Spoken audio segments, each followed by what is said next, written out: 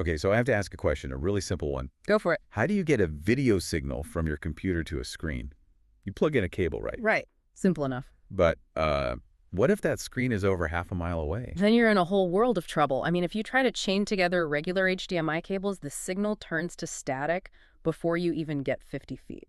Which brings us perfectly to our deep dive today. We're looking at the NTI Fiber-2D-LCLC-50-1500M. It's a DVI extender. And I have to be honest, I looked at the spec sheet and the price tag.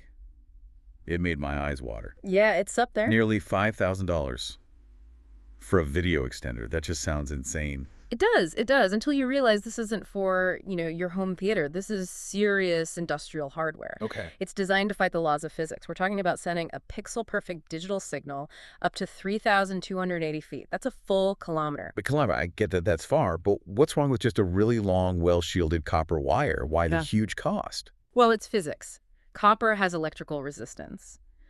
Over that kind of distance, the signal it runs out of steam, it attenuates. Right. But more importantly, a copper cable acts like an antenna. An antenna? You mean it, picks up radio signals? It picks up everything. Think about a factory floor or a power plant. You've got huge motors, generators.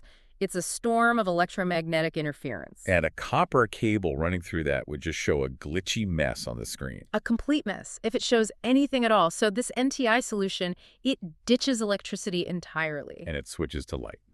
Exactly. It uses a transmitter and a receiver, and they're connected by a 4-strand Multimode LC fiber optic cable. Because it's glass. Because it's glass. It's completely immune to all that electromagnetic noise. You could literally wrap this cable around a high-voltage turbine, and the video signal would be pristine. The specs mention it's Multimode fiber. For those of us who aren't network engineers, why is that important? It's basically the best tool for this specific job, for this distance. Multimode fiber has a bigger core than single mode. Okay. And that lets it use a cheaper, lower-powered laser source, a VCSE. It's perfect for pushing high-bandwidth video up to a kilometer without the cost of, say, the lasers needed for cross-country internet. Got it. I also noticed it says it separates the RGB and the clock signals. Why split them up?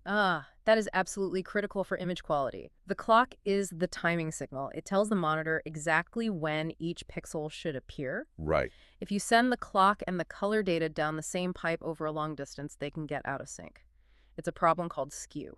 And that makes the image blurry, or you get ghosting. Or you get nothing at all. By sending the clock signal down its own dedicated fiber strand, this device completely eliminates that skew.